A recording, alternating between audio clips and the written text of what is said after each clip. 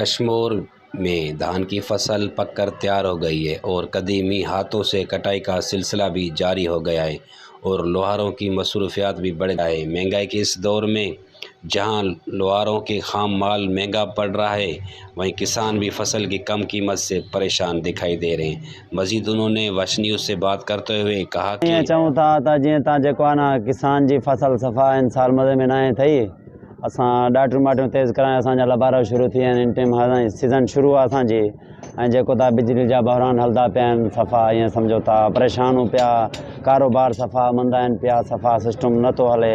पर इहे चऊं था असांजी जेको आहे अपील आहे बाबा जेको तव्हां असां सां ताउन कयो वञे, सिस्टम भलो करे बिजली जो बहरान ख़तमु करेनि, लोड शेडिंग ख़तमु करेनि, को जेको त आवाम जे लाइ सहूलियतकारी थिए। वॾा परेशान आहियूं पिया असां। छा रेट वठनि था मतिलबु फी ॾाढी जो वठनि था पिया ख़ाली ठपाइण जो, ऐं हुनमें जेको असांजो सिस्टम ईअं सम्झो था मज़दूर माण्हू सॼा ॾींहुं लबारा करे करे असांजा सिस्टम ईअं सम्झ पूरा नथा थियनि, असांजो घर नथो हले।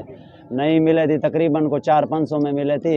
हुनमें असां ईअं सम्झो पंहिंजा लबारनि में पंहिंजी ॾियाढ़ी असांजी टोटल 400-500 थींदी आहे। हिकिड़ी ॾियाढ़ी वठूं पोइ असांजो सिस्टम हुन में कीअं हले थो। सवा परेशान हूं पिया महांगाई जे करे। त महिरबानी करे असां सां ॻाल्हाए करे को तावन करो, को भलाई करो, सस्ताई करो। सुखा थियूं बाबा ॾुखिया ऐं सफ़ा महांगाई जा हालात अहिड़ा आहिनि पिया समझ में नथा अचनि।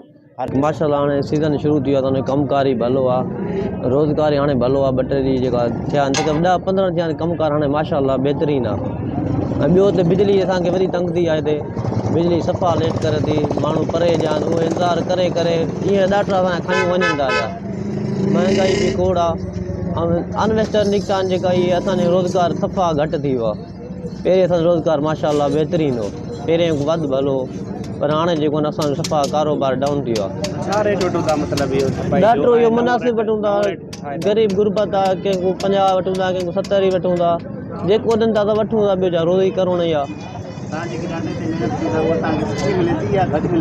साईं महिनत जे हिसाब आहे, जेको महिनत भली कंदासीं त ॾाढी पैसा ई भला मिलनि था। साईं उहे चवंदा ॾाढी जी जेकी हिकिड़ी रक़म आहे उहा वधीक असां वठूं था, पर उहो असां घटि वठूं था, मुनासिबु वठूं था। भॼाइण जी ॻाल्हि करूं था, गिराक खे राज़ी करूं था, सफ़ा मुनासिबु रेट वठूं था बाबा, कोई वधीक नथा।